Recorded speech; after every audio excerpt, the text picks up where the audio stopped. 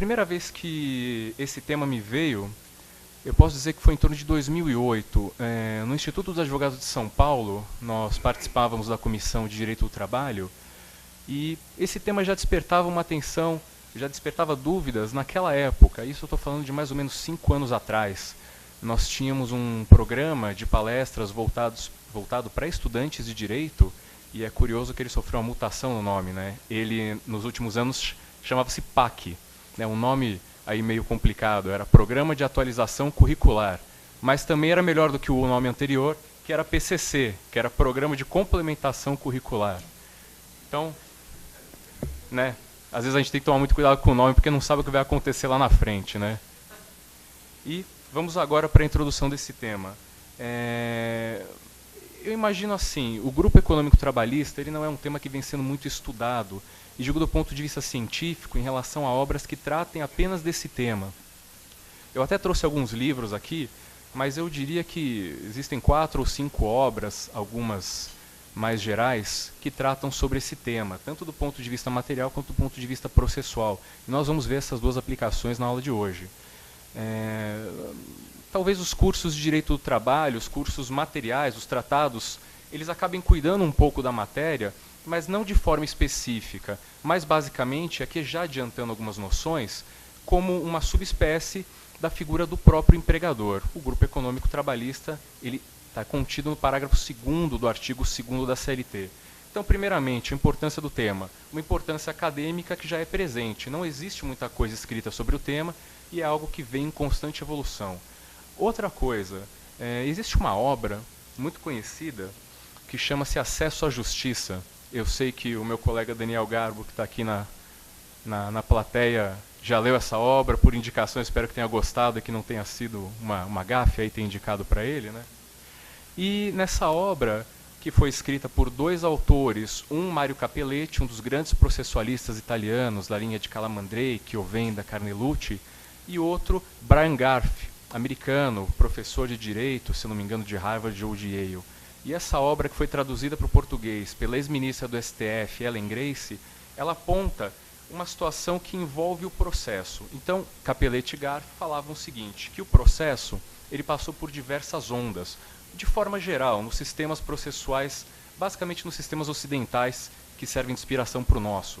E eles falavam que existiu a primeira onda do processo. Era uma onda, e assim eles chamam de onda, que era marcada pela criação das tutelas individuais de acesso. O que eram isso? Eram medidas processuais que facilitavam com que os jurisdicionados ingressassem no Poder Judiciário. O acesso à jurisdição é um direito constitucional previsto no artigo 5º da CLT, da Constituição Federal, aliás. Só que muitas vezes esse acesso é dificultado. Então, nessa primeira onda, houve a criação das chamadas tutelas, algumas utilizadas até hoje. Por exemplo, o ius postulandi, a assistência judiciária gratuita. Hoje nós utilizamos a Lei 1060 de 50, já há mais de 60 anos, que é muito utilizada no processo do trabalho quando nós vamos ajuizar e apresentar as petições iniciais. Então essa seria a primeira onda do processo, permitir o acesso judicial individualmente considerado. Eles também apontam, aí eu digo mais ou menos uns 40, 50 anos atrás, na presença das tutelas coletivas de acesso. Já não bastava garantir o acesso daquele cidadão, daquele jurisdicionado, mas houve um movimento para amplificar esse acesso. Essa fase ficou marcada por aquilo que se conhece como tutelas coletivas de acesso, principalmente por meio da atuação de entidades como o Ministério Público e os sindicatos, no caso trabalhista, ou mesmo as associações, entidades civis, desde que contem com mais de 1 ano e cujo objeto social englobe a defesa, nesse caso, de direitos coletivos, difusos ou individuais homogêneos. Em suma, os direitos meta-individuais.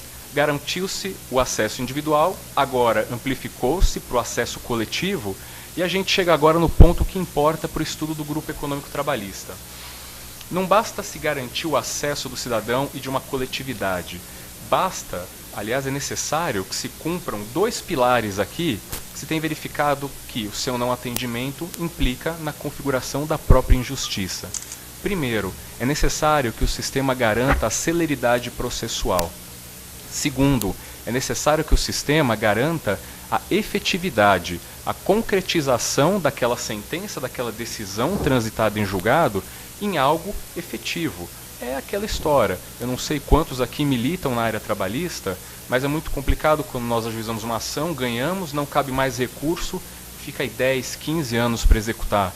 O Dr. Euclides mesmo sabe, nós temos ação no escritório que já está executando há mais de 15 anos. E aí alguns vão defender se caberia prescrição intercorrente ou não. Depende muito do caso. Como que se faz a concretização da celeridade? Com a emenda constitucional 45 de 2004, a reforma do judiciário, a duração razoável do processo foi colocada na categoria de direitos fundamentais. Isso, em tese, acaba funcionando. Na área trabalhista, do ponto de vista da efetividade, várias medidas têm sido tomadas. E o Poder Judiciário, ele tem, no caso trabalhista, o TST, ele tem ficado na vanguarda desse movimento. E os exemplos são inúmeros para garantir a efetividade. Hoje nós temos, por exemplo, o processo judicial eletrônico, que aí acaba atendendo também o requisito da celeridade. Nós temos o convênio do TST com o Bacenjude, com a penhora e o bloqueio de ativos financeiros de devedores. Isso foi expandido para convênios com a Associação de Registradores de Imóveis, para bloqueio e constrição sobre bens imóveis, e os próprios núcleos permanentes de conciliação. Hoje, independentemente da fase em que o seu processo esteja, pode ser solicitado uma audiência de conciliação, seja na fase de conhecimento, seja na fase de execução.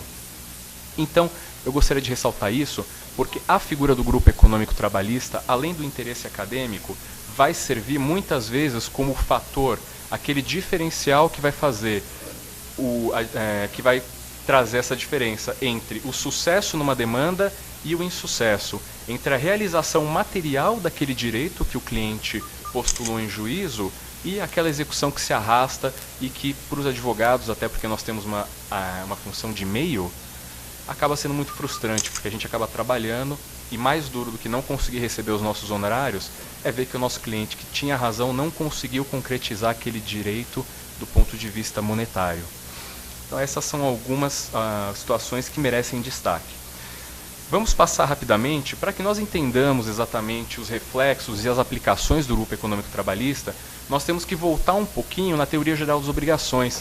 E por isso que esse tema é muito interessante, porque ele é muito interdisciplinar. Não basta saber só a aplicação de princípios e de institutos trabalhistas. Embora o grupo econômico trabalhista seja, e nós vamos ver isso na sequência, um instituto, um paradigma típico de direito do trabalho. Mas é importante que tenhamos algumas noções sobre teoria geral das obrigações.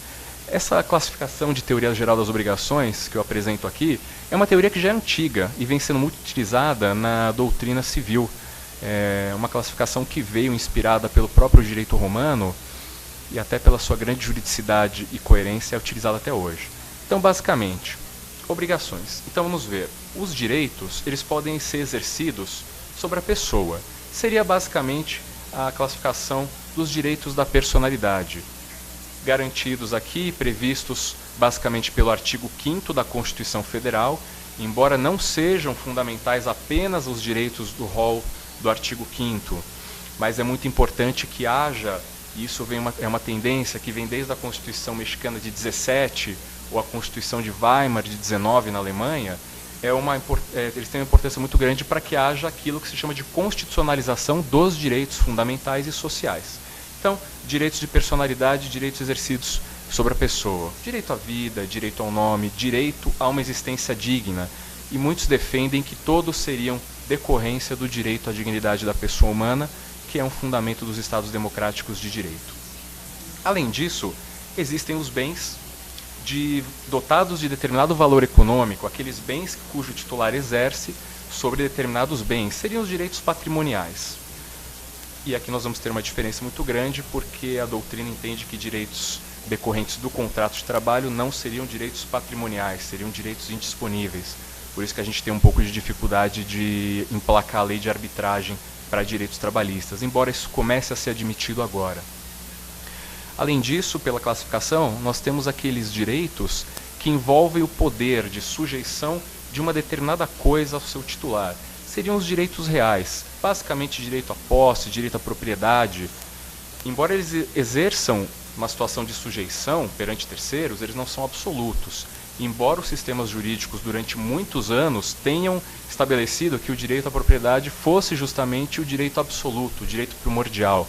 Hoje já não é mais assim, porque a própria Carta Constitucional determina que esses direitos devem ser exercidos limitados segundo a sua função social.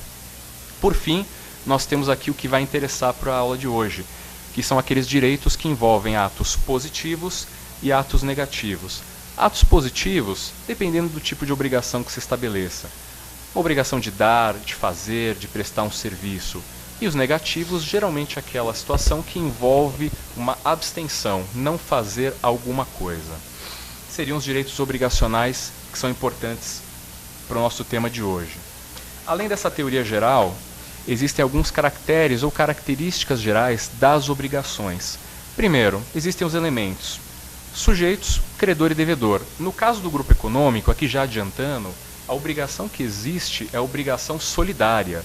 A obrigação solidária envolve ou uma pluralidade de credores ou uma pluralidade de devedores. É um alargamento do rol tradicional da posição das partes no direito das obrigações. O que vai interessar mais aqui é a questão dos codevedores, da ampliação do polo passivo. Além disso, nós vamos ter aqui a prestação, que é o objeto daquela obrigação. Prestar um serviço, fazer um espetáculo, acompanhar alguém numa audiência, no caso dos advogados. O que vai importar para a obrigação é que esse objeto ele seja adimplido, que essa prestação seja efetivamente cumprida. Mas não adiantaria de nada ter um credor, um devedor, um objeto, sem que houvesse uma ligação jurídica entre essas duas partes e o objeto, que seria basicamente o nexo jurídico. E aqui já vamos adiantar um pouquinho para esse tópico final. Vamos supor, por exemplo, que eu contrate, ou então que eu faça um acerto com o Zakimi, que eu vou comparecer num evento, numa audiência. Ele sofreu uma ação trabalhista, uma doméstica, por exemplo. Nós tivemos hoje um curso de doméstico excelente aqui na casa hoje. E aí eu me comprometo a ir numa audiência com ele. E não vou. Embora o artigo 422 do Código Civil ele estabeleça como um princípio geral de direito à boa-fé, e até por questão de boa-fé eu devesse cumprir essa obrigação, se eu deixo de cumprir, o que acontece? Vai haver a frustração de um direito? Então, nós vamos ter aqui duas situações. Primeiro, uma situação que envolve o débito, que seria a própria prestação. E segundo, aquilo que a doutrina alemã estudou e que também foi adotado pelos sistemas jurídicos, que é a questão da responsabilidade. A responsabilidade, e vai ser essencial analisar isso quando falarmos de grupo econômico, ela é sempre decorrente, ela vem sempre a partir do momento que uma das partes deixa de cumprir aquela obrigação, seja positiva ou seja negativa. É o elo jurídico que vai fazer com que a responsabilidade surja em favor do credor para forçar determinado comportamento do devedor. Por isso que se entende a obrigação como uma relação jurídica, porque não é simplesmente e de fato é uma relação de confiança, mas a confiança não vai fazer com que aquela prestação efetivamente seja cumprida, seja adimplida e, na hipótese de não adimplemento, a outra parte seja forçada a realizar aquela conduta. Por isso que a obrigação deve ser entendida como uma relação jurídica. Ela envolve um dever de se proceder a determinado comportamento sob pena de responsabilidade. Essa responsabilidade, é que nós vamos voltar para o tópico da finalidade, ela envolve uma situação, porque a obrigação ela tem uma aplicação imediata e imediata. Imediata seria a própria prestação, como nós já vimos. Imediata, aqui é essencial para o grupo, seria a sujeição patrimonial. Sujeição patrimonial que também vem desde o direito romano. Ou seja, a obrigação como relação jurídica, além de garantir aquele adimplemento, ela também tem a capacidade de forçar o cumprimento por meio da aplicação da responsabilidade para aquele devedor que não empreendeu um comportamento que era esperado. E a responsabilidade patrimonial, inclusive uma curiosidade, ela veio por meio de uma evolução dos sistemas jurídicos, uma própria evolução do sistema romano. É uma ocasião em que antes a execução era pessoal. Houve uma modificação através de uma lei chamada Lex Poetelia, que transformou a responsabilidade pessoal em patrimonial, que seria muito mais efetiva. Às vezes a gente acha que isso está jogado num passado muito distante, mas principalmente na área penal, com toda essa situação de impunidade que existe, às vezes a gente se pega defendendo que a responsabilidade deveria voltar a ser pessoal, né? Como se isso fosse evitar essa onda de crimes e todos esses ilícitos que acontecem. Mas não, responsabilidade é sempre patrimonial. Agora partimos para a obrigação solidária. A obrigação solidária ela acaba funcionando como uma ruptura lógica no direito das obrigações. Porque nós vimos que a obrigação geralmente envolve credor, devedor, uma prestação e uma relação. Por meio da obrigação solidária, existe um alargamento, no caso de devedores, do rol de co-obrigados, de co-devedores. E aqui nós chegamos na primeira característica das obrigações, cuja previsão é encontrada no Código Civil. Lembram que nós falamos que o direito das obrigações e o grupo ele é muito interdisciplinar? A CLT não fala nada sobre teoria geral das obrigações solidárias, então a gente aplica sempre, por omissão lógica, a aplicação do artigo 8º da CLT, os artigos 264 a 285 do Código Civil. Primeiro ponto, pluralidade subjetiva. Quando existe uma obrigação solidária ativa, nós temos pluralidade de credores. Subjetiva, ou passiva, como a doutrina fala, uma pluralidade de devedores. Cada um desses devedores é co-obrigado ao pagamento, ao adimplemento integral daquela obrigação. Existe uma unidade de prestação, ou seja, eu tenho um credor e vários devedores solidários. Esse credor pode cobrar dívida de cada um desses 10 devedores, no caso. Eles não vão pagar em partes, eles vão pagar como se cada um fosse o único devedor. Existe uma obrigação aqui que é importante, é inclusive uma matéria que sempre cai em concurso público, exame de ordem, que é a diferença entre obrigação solidária e obrigação indivisível. Nas duas, o devedor ele é obrigado a pagar a prestação de forma integral. Mas no caso da obrigação indivisível, essa unidade da prestação vem pela própria natureza do objeto. Por exemplo, entregar um carro. Não dá para entregar uma porta, ou uma roda, ou um motor, sob pena de se destruir aquele objeto. Pela natureza do objeto, a prestação deve ser única. No caso da obrigação solidária, isso não acontece. É a própria natureza jurídica que liga aqueles devedores que faz com que a obrigação deva ser cumprida de forma integral. Daí porque se fala, e essa classificação aqui é aquela que é trazida por Maria Helena Diniz. Ela fala sobre a unidade da prestação e aqui, como já vimos, sobre a multiplicidade de vínculos. Esses 10 devedores, cujo exemplo foi citado agora há pouco, cada um deles é obrigado como se fosse um único devedor. O credor ele vai ter um poder de opção, ele vai poder escolher entre aquele que ele entenda que seja o mais adequado, o melhor garantidor daquela dívida. E agora a gente passa por uma outra situação que é a corresponsabilidade. Cada um desses devedores é obrigado, seja de forma integral, mas às vezes de forma parcial, porque na obrigação solidária, caso um dos devedores solidários pague uma parte, os outros ficam co-obrigados pelo que sobrou. Então também pode haver o pagamento parcial, mas via de regra, obrigação única, prestação única. O credor, nosso cliente, pode cobrar aquela dívida de qualquer uma das pessoas, no caso, que estejam incluídas no título executivo. A gente viu que a teoria das obrigações solidárias ela acaba apresentando uma ruptura no sistema. Então isso traz uma situação importantíssima, que é a previsão do artigo 265 do Código Civil. Obrigação solidária, responsabilidade solidária, ela é sempre excepcional. Ela deve ter previsão em contrato, ou seja, ela deve decorrer da vontade das partes, ou previsão legal, deve decorrer de lei, de norma geral e abstrata, segundo aquela noção geral e consagrada de lei stricto sensu. Corresponsabilidade, sempre decorrente de excepcionalidade. Não existe obrigação solidária por analogia. Isso é muito importante porque muitas vezes, em petições iniciais, quando você faz uma defesa de uma empresa ou até numa sentença, se costuma usar muito raciocínio analógico. Aqui, embora existam várias formas, e Carlos Maximiliano fala bem disso na sua obra hermenêutica, embora existam várias interpretações e técnicas de aplicação do direito, aqui é sempre restritivo. Não existe, até porque isso poderia implicar numa violação ao artigo 5º, ao princípio da reserva legal, constitucionalmente estatuído, poderia haver uma violação a esse princípio, ou seja, a ilegalidade de um ato. Sempre é necessária a previsão legal. O grupo econômico é a figura que prevê a obrigação solidária por excelência na CLT, mas também existe o 455 da CLT, que também não chega a ser tão usado, mas também é muito importante, que ele fala sobre a responsabilidade solidária do do empreiteiro, do empreiteiro principal nos contratos de subempreitada. Artigo 455 da CLT também é bom saber. E a própria Lei 6.019, que trata dos trabalhadores temporários. Ela estabelece a responsabilidade solidária daquela empresa tomadora de serviços, no caso de falência da empresa que disponibiliza mão de obra temporária. Isso também é muito importante. É sempre excepcional.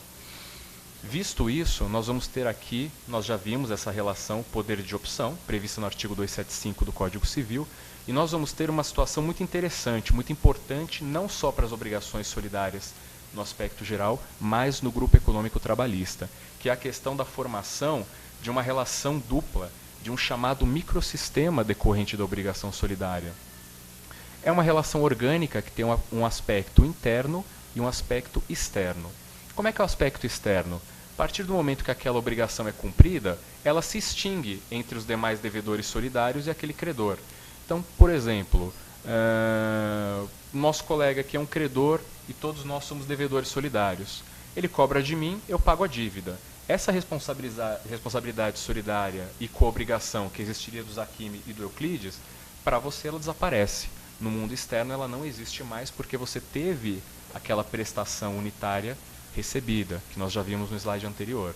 Só que aí vai se formar, isso é importantíssimo, uma relação interna que vai implicar naquilo que se chama de direito de regresso ou direito regressivo entre o coobrigado que pagou aquela dívida e os demais que, embora fossem também obrigados, não pagaram. Então eu posso, por exemplo, ajuizar uma ação regressiva para cobrar aquilo que eu paguei deles dois, porque todos eram responsáveis. A diferença é que o nosso colega optou por atingir o meu patrimônio. Só que aqui tem um problema, já adiantando até um outro tema que a gente iria ver depois. No caso trabalhista, qual que seria a competência para se ajuizar uma ação regressiva por conta de uma dívida solidária que foi paga por um devedor e não foi adimplida pelos outros?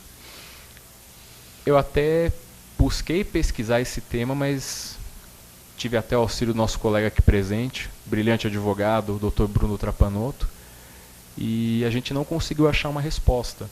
A gente viu que é muito difícil achar ações trabalhistas regressivas que tenham sido sequer ajuizadas, muito menos processadas e julgadas.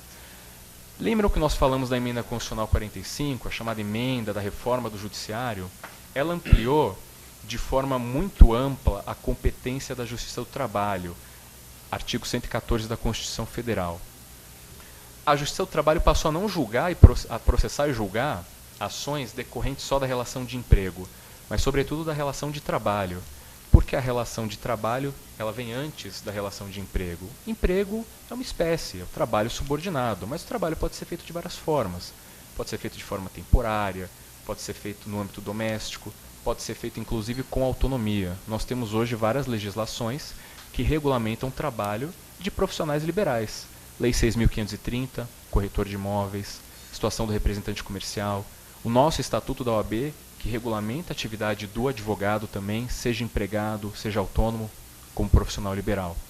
Então a gente não pode aqui, e é uma opinião pessoal, pelo que eu pesquisei, a gente não pode buscar essa resposta confundindo competência com instituto de direito material. Embora o grupo econômico seja um instituto, um paradigma trabalhista, ele está vinculado aqui à relação de emprego, porque ele vem previsto na CLT. Quando a Constituição, no seu artigo 114, fala controvérsias, ações oriundas da relação de trabalho, isso aqui envolve mais uma relação de alienação da prestação de serviços, da força de trabalho, seja de forma subordinada ou de forma autônoma. Então não estaria aqui dentro da competência da Justiça do Trabalho processar e julgar essa ação regressiva. Aí pode-se falar, poxa, mas essa relação veio por conta de uma norma trabalhista. Só que as normas trabalhistas, elas são dirigidas para a coletividade, para as partes, para o trabalhador, para a fiscalização do trabalho, para o INSS, para os juízes, para os promotores, para os cidadãos, inclusive. Não é só o fato dela estar prevista na CLT que ela vai permitir que essa dívida solidária seja revestida de um caráter empregatício nesse caso. Então, é lógico, isso aqui pode admitir posições contrárias, tudo vai depender do enfoque que se dê, mas ação regressiva, via de regra, não pode ser ajuizada na Justiça do Trabalho. Seria inclusive um pressuposto aqui de desenvolvimento do processo. Ele não iria sequer para julgamento. Agora nós vamos para a noção de grupo econômico. Como já vimos, Instituto de Direito do Trabalho, previsto no parágrafo 2º do artigo 2º da CLT. Definição legal. Pressuposto, atendimento ao requisito da excepcionalidade, está cumprido. Redação aqui é direta e não dá margem a dúvidas, a princípio. Mas aqui a gente vai ter que estudar algumas situações que envolvem o grupo econômico. A lei fala sempre que uma ou mais empresas. Então, primeiro ponto, isso aqui é importantíssimo. Maurício Godinho Delgado, ministro do TST, hoje uma das grandes referências em direito do trabalho, para aqueles que querem prestar concurso público, inclusive, o livro mais cobrado nos concursos públicos, ele fala que o direcionamento em relação àquele que pode fazer parte de um grupo econômico, ele é direto. A lei fala exatamente qual é a qualidade daquele devedor que pode ser um ente integrante do grupo econômico. Seria empresa. Se nós formos verificar não apenas o parágrafo 2º da CLT, mas antes, no caput, quando a CLT vai definir a figura do empregador, embora seja um risco a lei definir institutos jurídicos, que muitas vezes ela acaba dizendo menos do que ela deveria ou mais do que poderia, ela fala que empregador é a empresa que admite, assalaria e dirige a prestação pessoal de serviços. É um pouco estranha essa noção de empresa, porque quando a gente pensa em empregador, a gente pensa ou numa pessoa física ou numa pessoa jurídica. Aquele patrão que fica dando ordem, aquele supervisor, aquele gerente, aquela figura que geralmente o empregado não gosta muito, né? O supervisor. Só que a CLT, sobre esse ponto de vista, ela é muito moderna, porque ela veio adotar a figura do empregador como a própria empresa, e isso veio a ser utilizado no direito como um todo. Se nós formos verificar o Código Civil de 2002, ele adotou aquilo que Carvalho de Mendonça, que foi um grande comercialista, defendia, que era a teoria institucional da empresa. Ele dizia que num regime democrático deveria se superar aquela visão da empresa como uma mera propriedade privada e absoluta, e deveria se passar a entender a empresa como uma realidade institucional. É por meio da empresa que o cidadão, que o trabalhador, tem garantida a sua dignidade, porque é por meio da empresa que ele trabalha, recebe o seu salário e sustenta a sua família. Então essa noção de empresa, ela já vinha sendo adotada na doutrina e foi consagrada no Código Civil de 2002. Miguel Reale, ao estabelecer as premissas do Código Civil, adotou a teoria institucional da empresa. E quem opera na área trabalhista gosta muito de dizer que aquilo que o Código Civil tentou ser, a CLT já era há muito tempo. Quer dizer, a noção de empresa já era adotada pela CLT. Então, está bem coerente com o sistema jurídico a noção de direcionar o grupo para a empresa, porque a empresa não é simplesmente uma ficção. A empresa é uma atividade, não qualquer atividade, é uma atividade organizada de direção e organização dos fatores de produção num regime, embora democrático, mas capitalista, para gerar lucro. A empresa não é uma mera benevolência, ela quer gerar lucro. E quais seriam os fatores de produção? Os recursos naturais, os contratos de trabalho, e Evaristo de Moraes Filho já falava há muito tempo atrás que o contrato de trabalho é um elemento de empresa, e isso veio a ser consagrado. Além dos recursos naturais e do contrato, o próprio capital, por isso quando você vai abrir uma empresa, você tem que ter um capital social, nem que seja mínimo.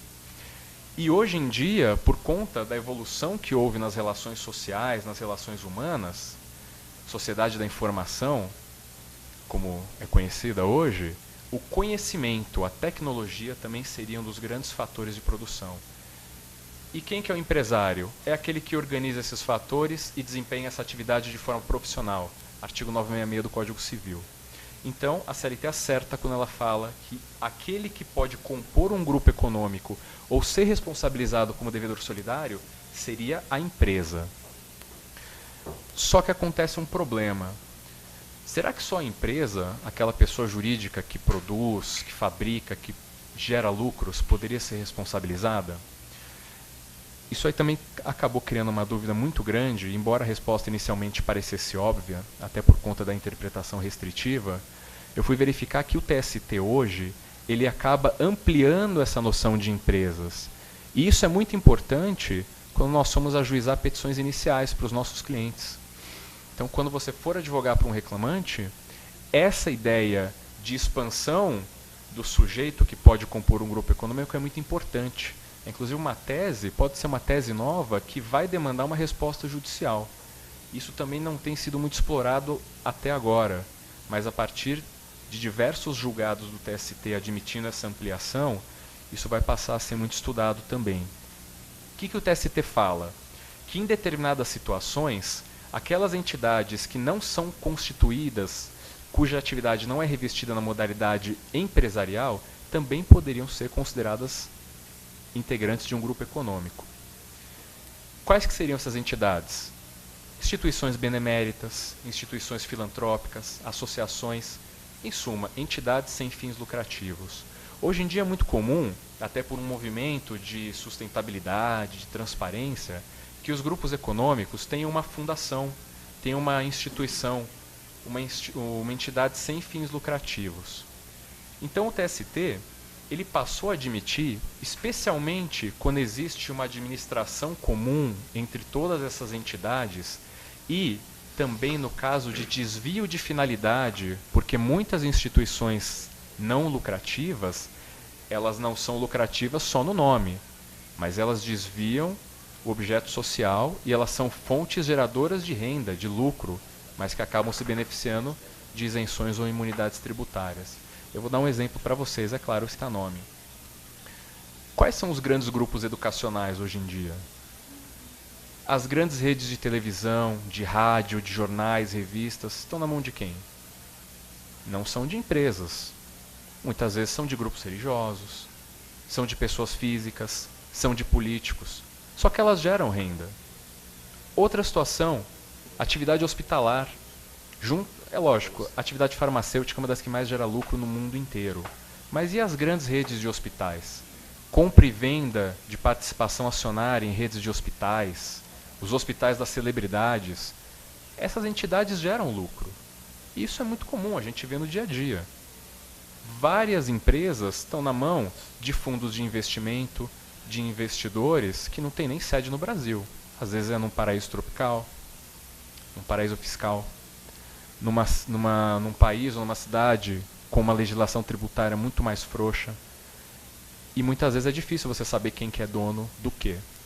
Então, por conta de todas essas situações, a concentração econômica, as novas técnicas societárias de muitas vezes você não identificar quem que é o dono do quê, o TST passou a admitir, no caso de direção comum e desvio de finalidade, a configuração de grupo econômico de entidades sem fins lucrativos.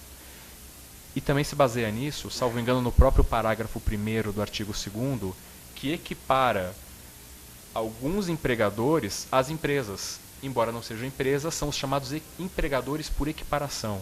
Profissionais liberais, instituições sem fins lucrativos. Então, o que a gente pode concluir daqui? Embora exija-se aqui uma interpretação restritiva da noção de grupo, a jurisprudência vem admitindo uma ampliação muito grande de quem pode compor um grupo econômico. Eu não vou ler aqui também porque não é objeto e vai acabar atrasando muito, mas quem tiver interesse de conhecer os acórdãos, de conhecer a fundamentação, inclusive do ministro Godinho Delgado, para encampar essa tese, pode falar comigo que eu estou com os acórdãos aqui, quem tiver curiosidade. Nós chegamos agora num outro ponto do grupo econômico, muito importante. Não é necessário que cada uma das empresas não tenha qualquer autonomia. O tipo legal, ele é claro, ele fala uma ou mais empresas, tendo cada uma delas personalidade jurídica própria. O que quer dizer isso? Quer dizer que cada uma dessas entidades deva ser um centro que pode promover relações jurídicas com quem quiser. Cada uma dessas empresas pode admitir, pode assalariar, pode ter o seu escritório de advocacia contratado para fazer a sua defesa, pode apresentar o seu preposto em audiência.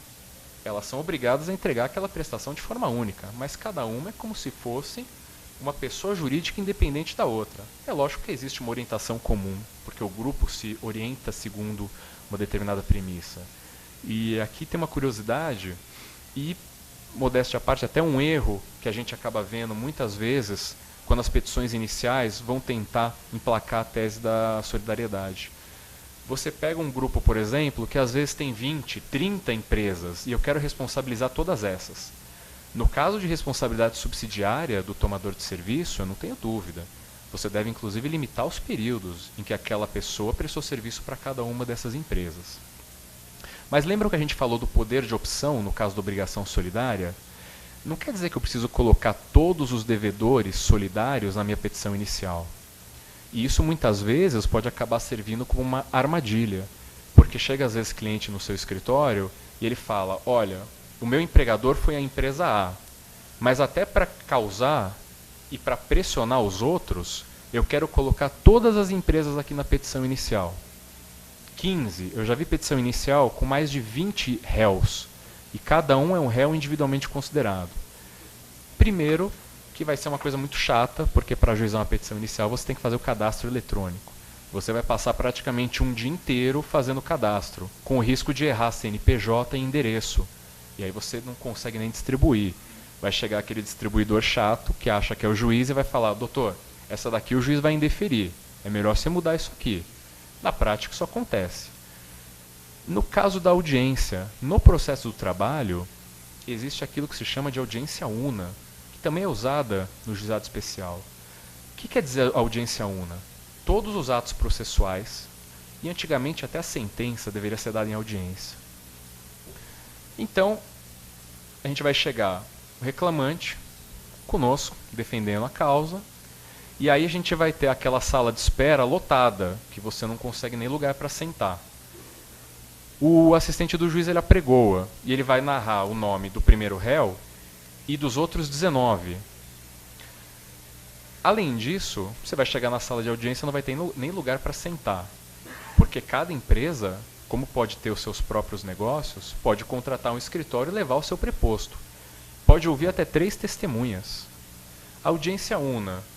Depois de nomear todo mundo, e aí vai ter confusão, porque a quarta reclamada vai virar a 15ª, o reclamante vai virar o réu pessoa física. A gente já teve casos em que só para nomear todo mundo demorou 40 minutos, né? E aí, coitado dos colegas que estão esperando lá fora, porque eles acham que você que é culpado.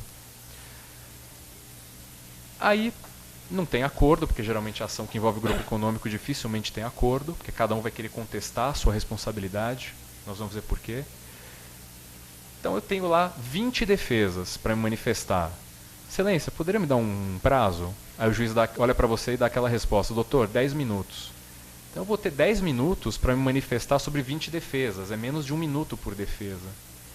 Aí você usa aquela técnica, né? Ah, eu ratifico a petição inicial. Quer dizer, isso muitas vezes é uma armadilha. Às vezes você quer criar isso como uma forma de pressão, a única pessoa que vai ser pressionada e que vai ser prejudicada vai ser o seu cliente. Eu já vi acontecer uma situação em que levou 2 anos e meio para citar todo mundo e para ser marcada a primeira audiência. Mais tempo do que o prazo prescricional da ação trabalhista. Então você não precisa colocar todo mundo na petição inicial. Coloca só um ou outro. A gente vai ver por quê. Então essa é a primeira dica que eu dou. Petição inicial com muitos réus, vamos fugir disso aí, porque não vai dar certo lá na frente. Os prazos vão ser sucessivos, não vai poder tirar os autos do processo da Secretaria da Vara, vai ter que ter vista em balcão, vai ser um inferno. E para o juiz também, que não vai querer julgar também aquilo. A questão da direção, controle e administração, ela é muito importante, mas a gente vai deixar para um momento posterior, já para o próximo slide. Quando nós falamos de grupo, ele também fala, serão para os efeitos da relação de emprego solidariamente responsáveis. Nós vimos que a analogia para a solidariedade não pode. Então eu não poderia usar a figura do grupo econômico, da obrigação solidária, para aquelas obrigações que não fossem essencialmente de emprego.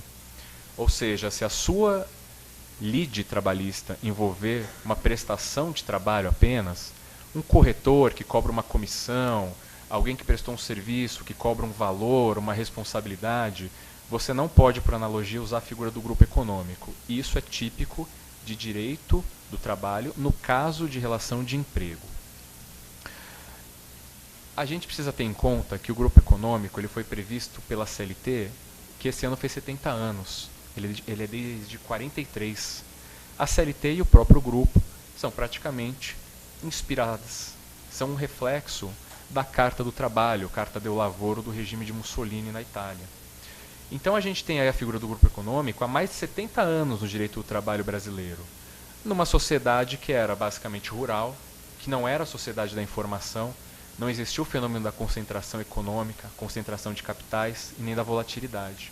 Hoje nós temos uma sociedade totalmente diferente. Então o conceito de grupo econômico, ele não está totalmente vinculado, não no que se refere à sua definição, mas à sua constatação, no caso concreto, aqueles ideais de 43. O grupo econômico está em constante evolução. Quando nós vimos a questão da ampliação das empresas, o TST ele comprova isso. E agora nós vamos ver algumas situações muito importantes do grupo em relação à presença, à dinâmica dos fatores que identificam esse grupo. Primeira coisa, a lei fala direção, controle e administração. Tem até essa obra aqui, Grupo de Empresas no Direito do Trabalho, talvez a principal obra de grupo econômico aqui no direito brasileiro. Otávio Bueno Magano, ele defendia que você só pode ter a figura do grupo econômico contanto que você tivesse uma relação vertical entre aqueles entes integrantes.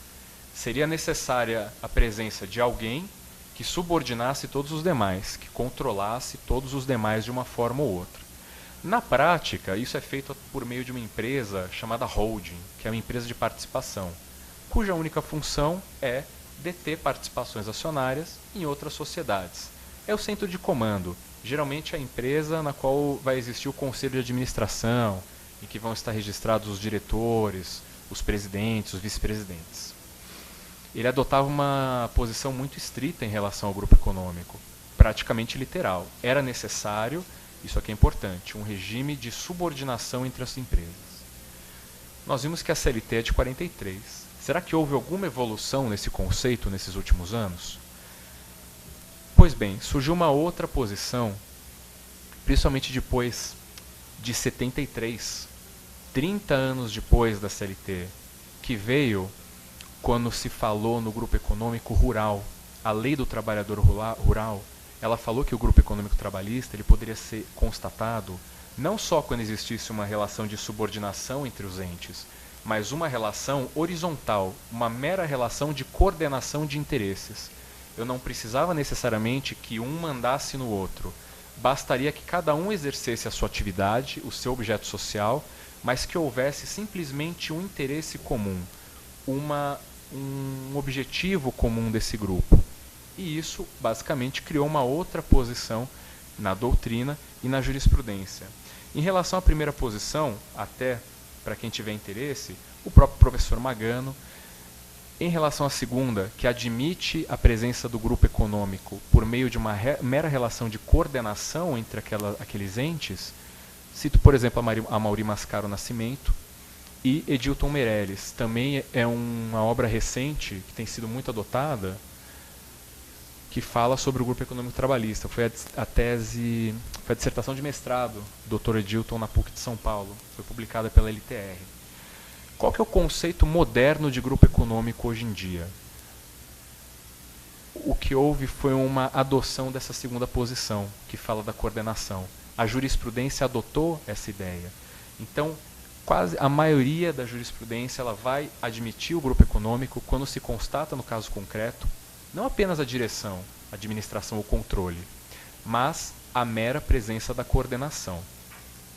Então, o conceito moderno de grupo ele é obtido por meio de uma conjugação do parágrafo 2º do artigo 2º da CLT com o parágrafo 3º do artigo 2º da Lei 5889 de 73. É o grupo econômico rural? É. Só que essa definição tem sido usada hoje para qualquer situação que envolva grupo econômico.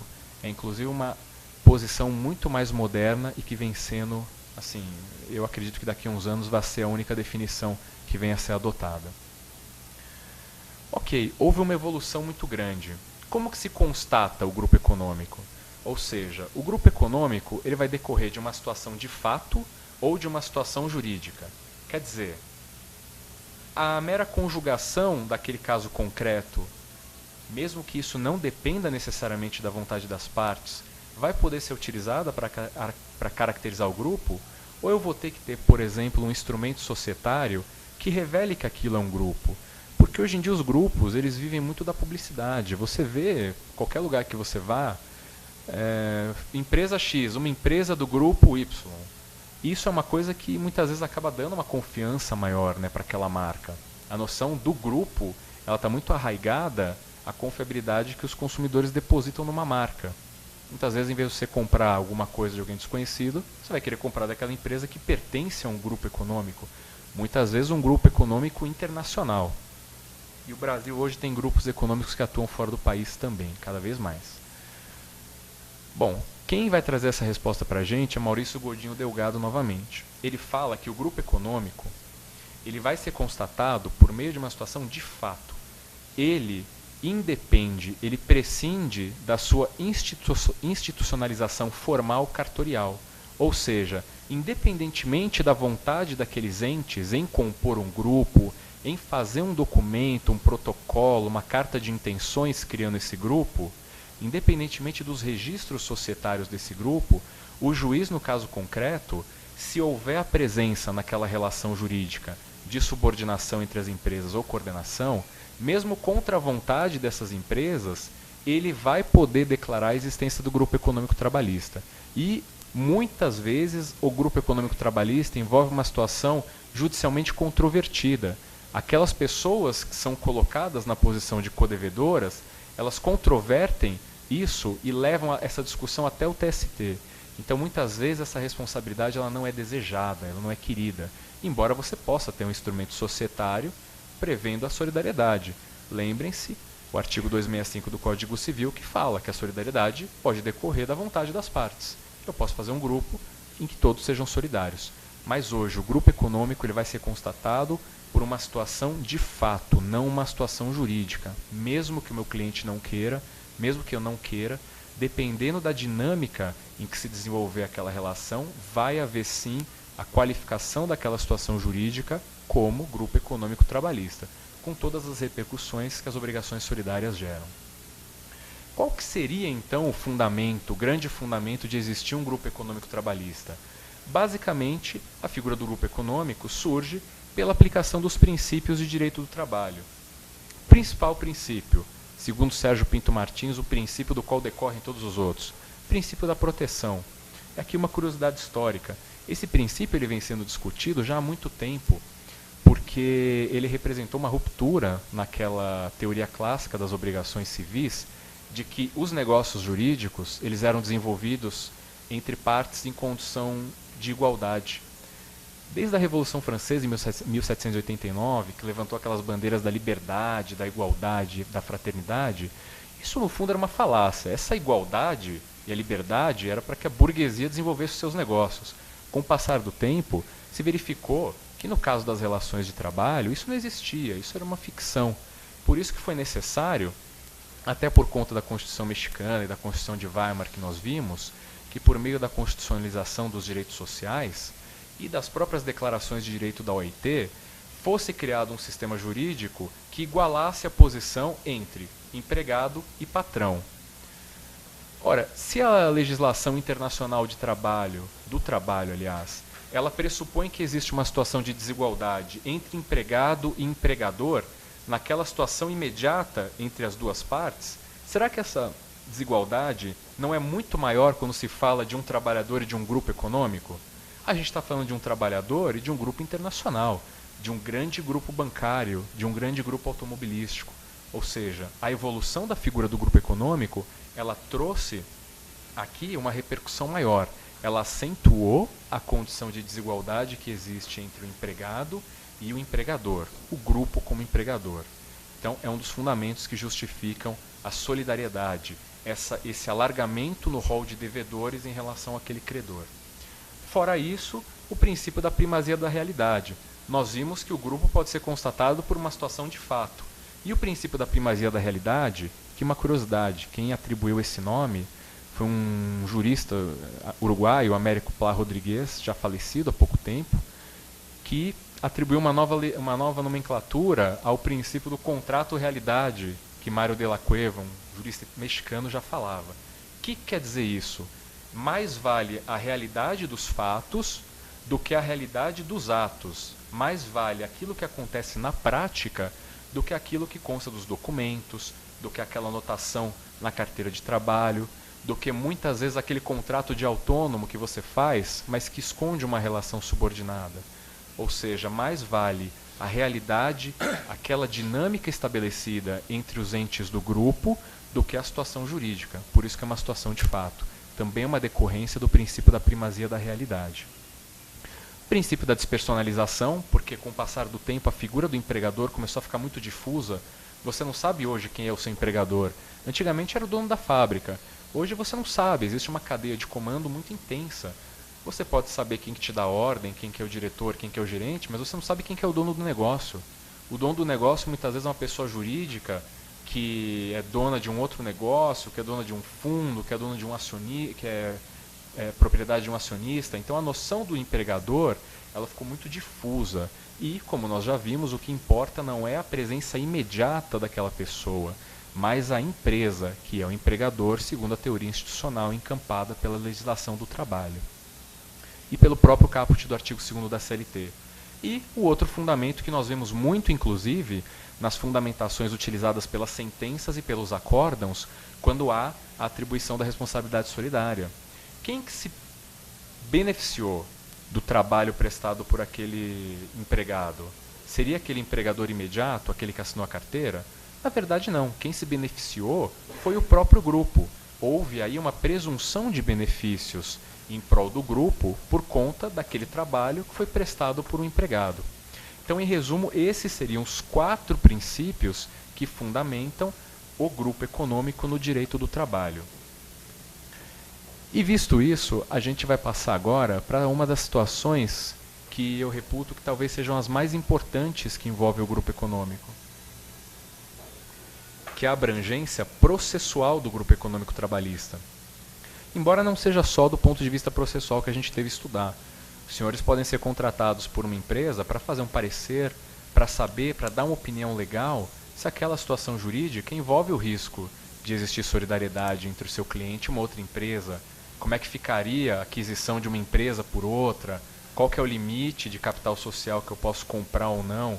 Então, do ponto de vista preventivo, saber, embora esse seja um encontro relativamente rápido, mas se despertar o interesse nos senhores vai ser uma coisa muito boa, saber como tratar o grupo econômico do ponto de vista material e consultivo, basicamente do ponto de vista preventivo, também é muito importante. É um campo de atuação que também tem pouca gente que trabalha. Então aí é uma dica para quem puder. Mas falando do processo, falando daquela execução, daquela concretização daquele título do nosso cliente que foi reconhecido, que transitou em julgado e que agora eu vou passar a executar. Qual que é o momento em que eu posso solicitar a solidariedade? É na petição inicial. Tudo bem, eu preciso ter uma decisão judicial, um título executivo que reconheça esse grupo, que reconheça essa solidariedade. Mas vocês lembram que eu falei que eu não preciso colocar todos os devedores solidários? Posso colocar um ou outro? Mas aí como é que eu vou fazer para executar todos os demais?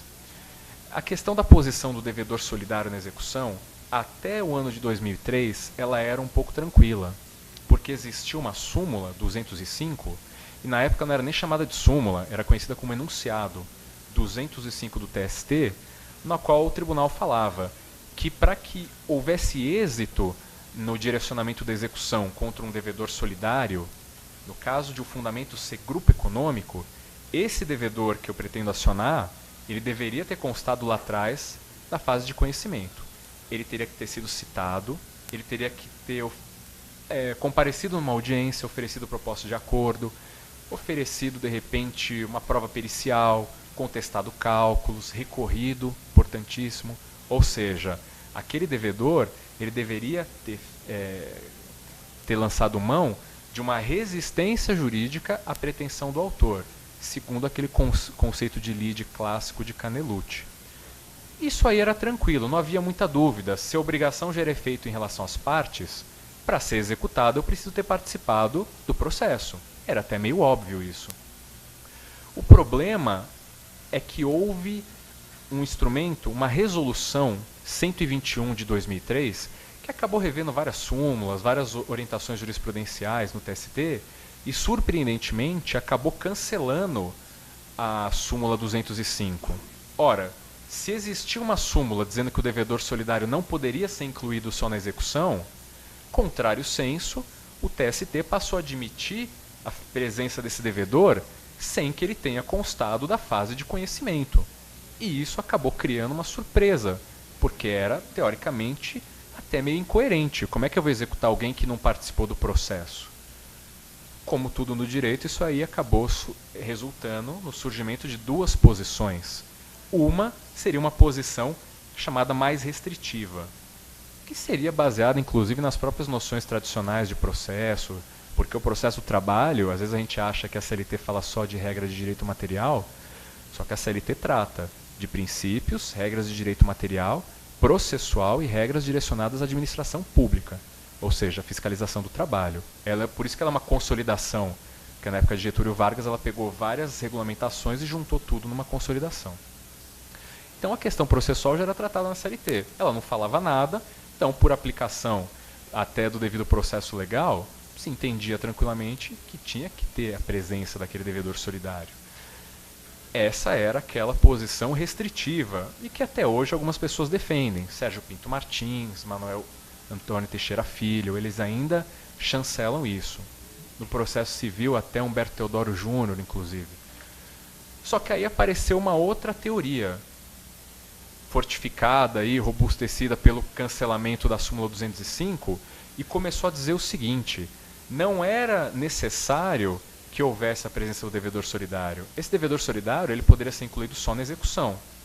Quem que fala isso? Francisco Antônio de Oliveira e Amaury Mascaro Nascimento, inclusive. O que eles falavam? Eles falavam que o título executivo ele deve ser entendido de uma forma diferente. Ele não seria necessariamente literal. O título executivo ele seria instrumental. E no que eles se amparavam, se baseavam para falar isso? Eu vou até pedir desculpa para vocês para pegar aqui, mas eles se baseavam inclusive no próprio Código de Processo Civil. Até para que não haja nenhum erro, porque às vezes a gente acaba esquecendo as coisas. O que eles falavam? Artigo 566 do Código de Processo Civil. Podem promover a execução forçada, essencialmente, o credor a quem a lei confere título executivo. O título executivo ele seria basicamente a repercussão judicial daquela obrigação. Eu tenho o credor, o devedor, uma dívida e um motivo que justifica aquela dívida. O artigo 566 fala isso. Só que, surpreendentemente, quando a gente vai ver a sequência, o artigo 568 do CPC ele vai confirmar isso. Ele vai falar: são sujeitos passivos na execução. O devedor é reconhecido como tal no título executivo. Credor, devedor. A sentença vai dizer quem é o reclamado. No dispositivo vai constar quem é o reclamado e o que ele deve pagar para o autor. Só que depois, o artigo 568 ele fala: também são sujeitos passivos o espólio, os herdeiros ou os sucessores do devedor. Mais ainda, o fiador judicial, o novo devedor e o responsável tributário. Ou seja, o CPC ele admite uma derivação no que se refere à legitimidade do devedor na execução. Ou seja, o título executivo, até para o Código de Processo Civil, ele não se esgotaria naquela decisão transitada em julgado. Você poderia ampliar a responsabilidade, lembram daquela definição da doutrina alemã? Débito e responsabilidade? Você poderia ampliar a responsabilidade para atingir pessoas que necessariamente não constaram do título executivo. Seria basicamente a figura de um título de crédito, o cheque ao portador, por exemplo. Pode ser executado, pode ser apresentado por qualquer pessoa que tenha o cheque em mãos, mesmo que seja a pessoa para quem eu não emiti aquele cheque. Pode acontecer. Então, baseadas em todas essas ideias que expandem a presença e a legitimidade não da obrigação, mas da responsabilidade, essa posição da doutrina passou a admitir aquilo que o TST confirmou, que foi o cancelamento da súmula 205. Isso aí não está esgotado, como eu disse, tem doutrina para um lado e tem doutrina para o outro. vai caber a cada um, e segundo a situação que o caso concreto apresentar, defender uma ou outra posição. É lógico, se você quiser ampliar aquele poder de opção, aquela garantia do crédito, e Rubens Limon de França fala muito isso, a obrigação solidária ela garante o adimplemento dos créditos, a circulação do negócio, a segurança jurídica, você adota essa teoria mais expansiva, doutrina e jurisprudência. Ou, se você tiver um cliente para defender, que foi demandado só na execução, você adota outra teoria, que vai dizer que houve uma violação ao devido processo legal, a due process of law, que é a nomenclatura tradicionalmente utilizada no caso de violação das prerrogativas da parte no processo. É um tema que não está esgotado, pode ser expandido e pode ser estudado da forma que os senhores quiserem. Agora que nós falamos de contraditório e ampla defesa, o grupo econômico trabalhista, ele não serve só quando a gente vai tentar uma ampliação da garantia do nosso crédito. Ele também serve quando nós vamos defender o nosso cliente. E como é que eu posso defender o meu cliente se ele só é incluído na execução? Inclusive os que admitem a presença daquele devedor só na execução, falam justamente isso. Não é que eu não posso apresentar defesa, porque existem defesas típicas da fase de execução. Quais seriam elas? A gente vai ver rapidamente. Primeiro, os embargos de execução, na CLT previsto no artigo 884. Quando vocês forem ver, a lei fala que nos embargos de execução, o rol de matérias que eu posso discutir é amplo. Eu posso discutir basicamente qualquer matéria, desde que não esteja prejudicada pela coisa julgada. Eu posso discutir, inclusive, a prescrição da dívida. É uma situação curiosa, porque o STF admite a prescrição intercorrente ou a prescrição na fase, no curso do processo, na Justiça do Trabalho. O TST não admite.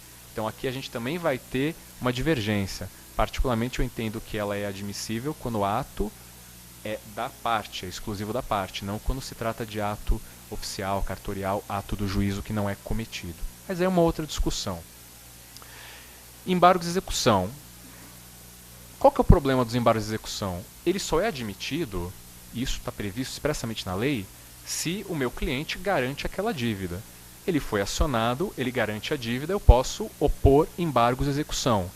E se eu perder, eu posso apresentar recurso, eu posso ir até o TST se eu quiser. Então eu vou poder discutir de forma ampla essa execução que foi direcionada contra o meu cliente. Se a execução for de R$1.000, R$2.000, não é muito problema. O problema surge quando essa execução não é de R$1.000, é de 10 milhões de reais. Aí chega o seu cliente no seu escritório com um mandado de execução, dizendo que em 48 horas ele tem que pagar ou garantir uma dívida obtida com uma empresa que ele não conhece, com um reclamante que ele não conhece, e aí ele lembra que ele foi sócio ou acionista daquela empresa há 10, 20 anos atrás. E em 48 horas ele tem que garantir 10 milhões de reais. Na prática, quando a gente tem que fazer isso, a gente ou pede uma guia judicial e faz o depósito, e aí contando-se 5 dias da garantia eu consigo opor os embargos, ou indico um bem à penhora. O problema da indicação de um bem à penhora é que muitas vezes você não tem um bem que comporte esse valor total da execução. E muitas vezes quando você acha que